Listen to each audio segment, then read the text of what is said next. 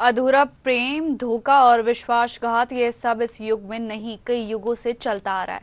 आज भी धरती पर कई ऐसी जगह है जो अधूरे प्रेम, विश्वासघात और उसकी निशानियों का किस्सा और कहानी बयां करती है। इस अधूरे प्रेम, विश्वासघात और धोखे से जुड़ी कहानी सोनभद्र जिले की है। कहा जाता है कि जब सोनभद्र ने नर्मदा का प्रेम में धोखा दिया था तो नाराज नर्मदा ने अपना रास्ता बदल दिया।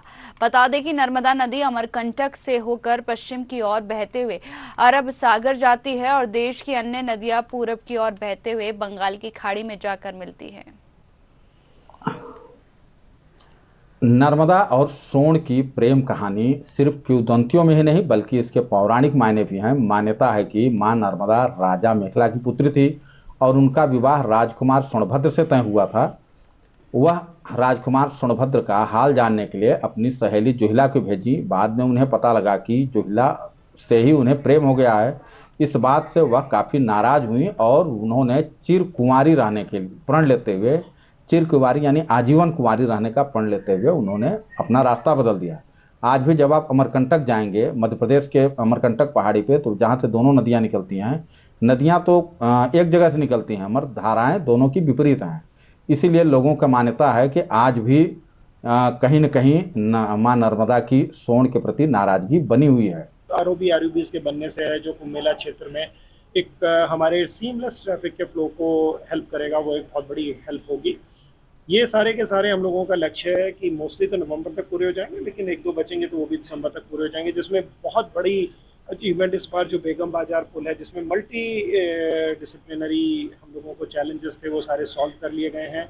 एक एयरपोर्ट कनेक्टिविटी का भी जो ब्रिज आने वाला है स्टेट गवर्नमेंट की तरफ से, उसमें बहुत तेजी से काम चल रहा है और नवंबर के अंत तक हम लोग पूरा करें। सोनभद्र से भी नर्मदा का संबंध रहा है, ऐसा पौराणिक कथाओं में कई जगहों पे लिखा गया है, सुना गया है, इनकी कहानी भी कही जाती है। इस संबंध में अधिक जानकारी के लिए हमारे साथ गुप्त सेवा ट्रस्ट के संस्थापक रवि प्रकाश चौबे जी हैं। हम इनसे जानना चाहेंगे कि सोनभद्र से नर्मदा देवी का क्या संबंध है।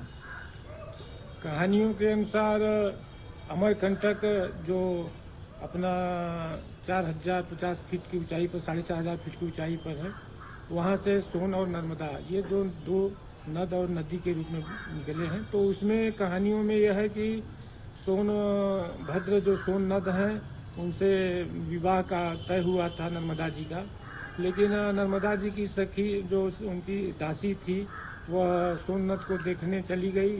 सोन नद ने समझा कि ये नर्मदा जी हैं और उनसे जो है इन्होंने अपना संबंध बना लिया। तो सोन नद में वो बहते हुए प्रवाहित होकर के अपना पूर्वी भारत में आ जाती हैं और नर्मदा जी जो है चली जाती हैं पश्चिम भारत में, नाराज होकर के कि जो है ये हमसे हमारी सखी को ही वो दासी को ही रख लिए, तो इसलिए वो चली जाती हैं अपना। क्योंकि पहले से ये था कि एक पुरुष एक पत्नी की परंपरा प्राचीन काल में हमारे महाराज मनु जी थे, तभी उन्होंने यह नियम बनाए थे। तो उस नियम को फॉलो करते हुए, और मैं तो ये मानता हूँ कि ये जो दोनों नदियाँ हैं, ये जो जल प्रवाहित होती है जैसे जल की धारा, या पूरे भारत को एक तरह से पूरब और पश्चिम, अमरकंटक से जो जल की धारा निकलती है वह पूर्वी भारत को और पश्चिमी भारत को सिंचित करती है। जैसे रवि जी कहा जाता है जिस तरह से गंगा जी का जल से स्नान करने से पापों से मुक्ति मिलती है, उसी तरह से नर्मदा देवी के दर्शन करने से ही मुक्ति मिलती है। इसमें क्या है? दोनों लोगों का, नर्मदा जी का और सोन का,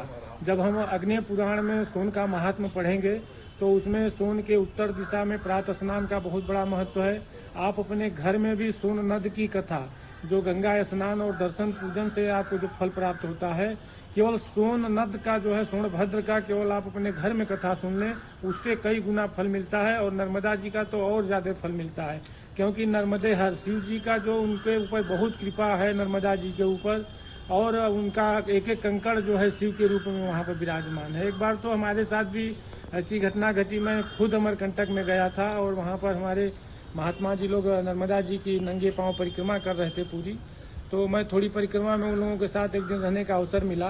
जब हम लोग नर्मदा जी के उद्गम स्थल से चले तो हम लोग कपिल धारा पहुँचे और पंचधारा, फिर आगे पंचधारा है, उसी तरह धाराएं बढ़ती जाती हैं और नदी का प्रवाह बढ़ता जाता है। तो वहाँ पर हम लोग गए तो हम रुक गए, वैद्य जी लोगों से चर्चा करने लगे, क्योंकि वहाँ बहुत सारी वनस्पतियाँ, जड़ी बूटियाँ, औषधियाँ वहाँ पर है, तो मैं भी सोचा कि कुछ ले लिया जाए इन लोगों से।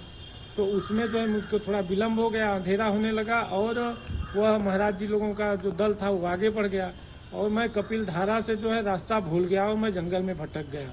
जाड़े का दिन था, पूरी बरसात होने लगी, रात करीब 9:30-10 बज रहे थे और मैं पहाड़ों पर चढ़ चढ़ के अकेले, अब समझ लीजिए कि मतलब कितना विभत्स वहाँ का सीन रहा होगा, बड़े बड़े जंगल हैं और मैं रात में भटक गया। तो फिर नर्मदा जी को मैंने पुकारना शुरू किया, नर्मदे हर मैंने किया और फिर मैं सोचा कि अब कहाँ जाऊँ, न आने का रास्ता पता न जाने का रास्ता पता। बीच बड़े जंगल में चारों तरफ मैं देखता, दूर दूर तक कहीं रोशनी नहीं दिखाई देती थी।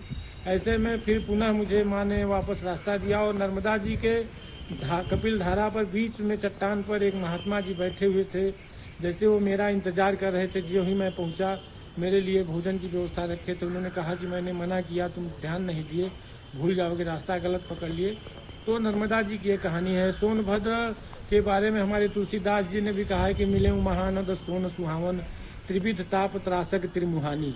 तो इनके बारे में तीनों तापों का जो है ये हरण करते हैं, ऐसे सोनभद्र हैं हमारे, सोन नद हैं। तो आप देख रहे थे किस तरह से नर्मदा देवी का महत्व है और नर्मदा देवी का दर्शन करने से ही पापों से मुक्ति मिलती है और किस तरह से नर्मदा देवी का और सोनभद्र से लगाव रहा है। Pradeep Choubey, news hour, Sonbhadra. अधूरा प्रेम और विश्वासघात और धोखा ये नई कहानी नहीं है, ये युगों युगों से चलता आ रहा है।